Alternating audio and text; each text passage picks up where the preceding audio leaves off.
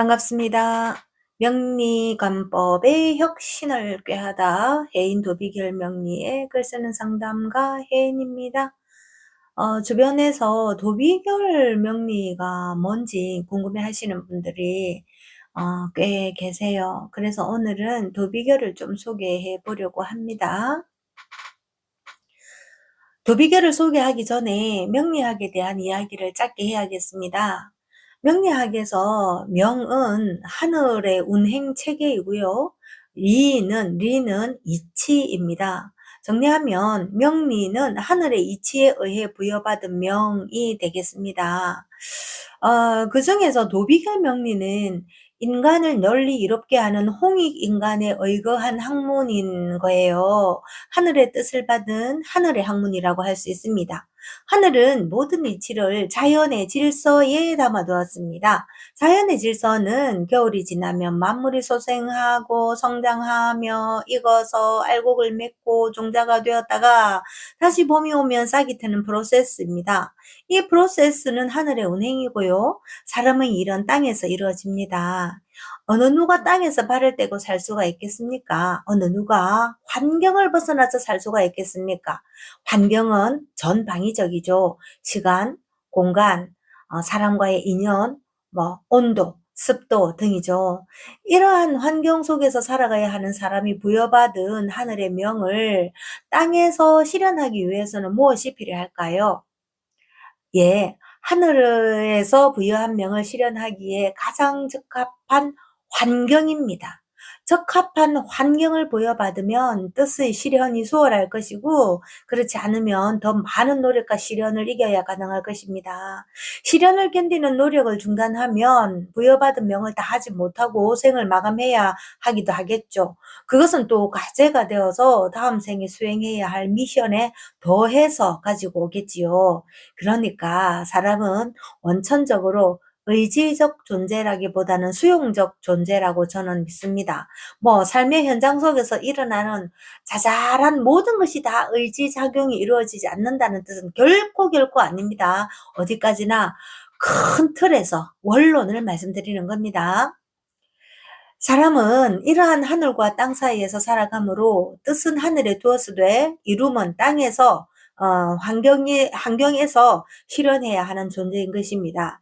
자, 그렇다면 나는 하늘로부터 어떠한 명을 받았으며 그 명을 실현하기 위한 환경은 어떤가가 궁금할 거예요. 우리는 그 해답을 바로 사주에서 찾을 수 있습니다.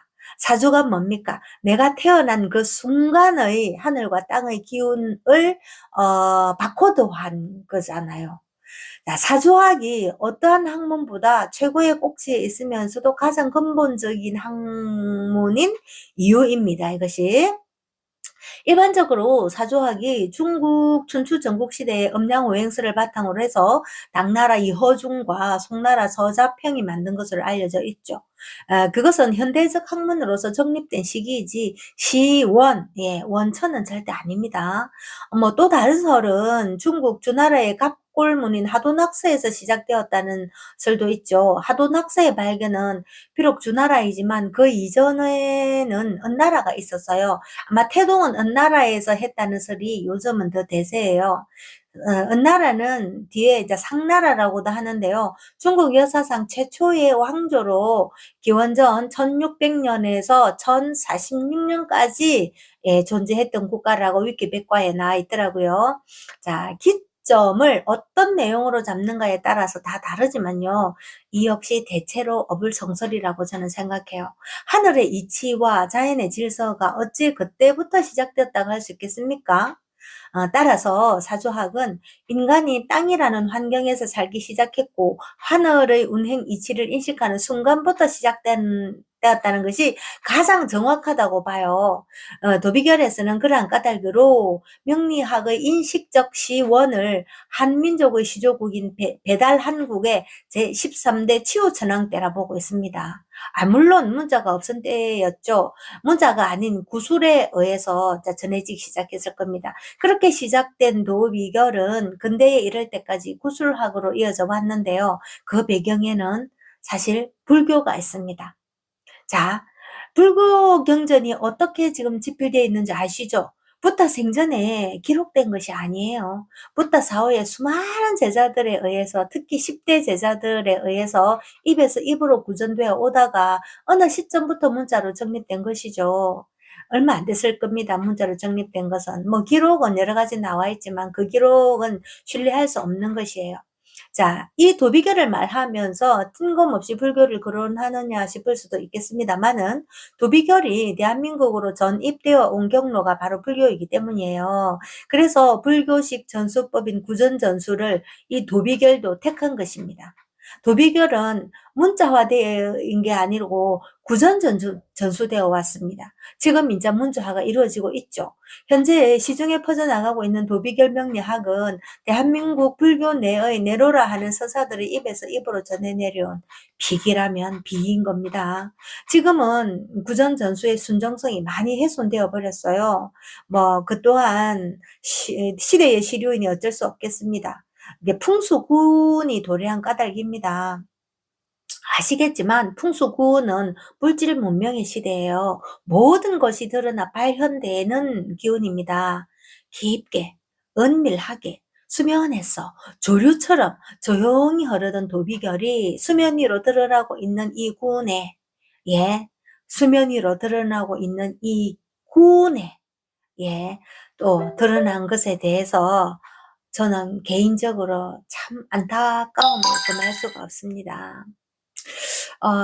사실 도비결이 구운에 발현되면 안 된다고 저는 생각해요. 왜? 도비결의 기운은 수의 기운입니다. 수는 이제 구운으로 이제 풍수운으로 말하면 일운이거든요. 일이 바로 수예요. 수는 전수자의 운명입니다. 그것도 조상 대대로 내려오는 DNA를 전수받는 운명이에요. 도비결 명리가 현재 대한민국에서 서서히 드러나고 있는 이유가 바로 우리 배달민족으로부터 시작된 DNA 학문이기 때문입니다. 이런 학문은 이론에 드러나야 진짜 좋습니다. 그래야 순정성을 가장 많이 보존한 상태로 수면 위에 드러날 수가 있어요. 도비결이 일운인 2044년부터 드러났다면 훼손의 정도가 현격히 줄어들어서 최대한 순정성을 유지하며 이어져 갈 겁니다. 모두들 물질에 미친 이 시대에 도비결이 드러난 것을 제가 안타까워하는 이유는 그러한 이유 때문입니다. 모르겠습니다. 그랬다면 저 같은 사람한테까지 이 학문이 당도할 리도 없었을지도요. 뭐 저와 도비결과의 만남이 구운에 이루어진 것은 사실 제 사주 구성이 구운에 가장 좋은 운이거든요. 그리고 실질적으로 구운 속에 있는 대운의 흐름도 드디어 이제 발현되는 그런 아주 좋은 운으로 제 운이 흐르고 있는 까닭일 겁니다. 뭐 이게 행운이라 해야 할지 뭐 비운이라 해야 할지, 예. 행운이든 비운이든 저는 그마저도 하늘이 주신 명이라고 믿고 안타까움 속에서도 겸허하게 받아들여서 공부하고 있습니다. 그리고 공부가 익어가면 순정한 마음으로 전수도 하고 싶어져요. 네, 지금까지 해인도비결 명리의 해인이었습니다. 감사합니다.